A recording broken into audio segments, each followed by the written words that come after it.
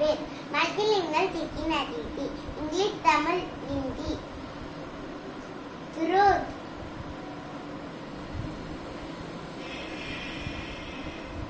பழம், தல், வெஜிடேபிள், காய்கறி, சப்ஜி, மில்க், பால், தோட், கர்ட், தயிர், தகி, அணி, தேன், ஜக், தகர், பிரேக்ஃபாஸ்ட், காலை உணவு, நாஸ்தா, லஞ்ச், மதிய உணவு, தோசகத்தை காணா,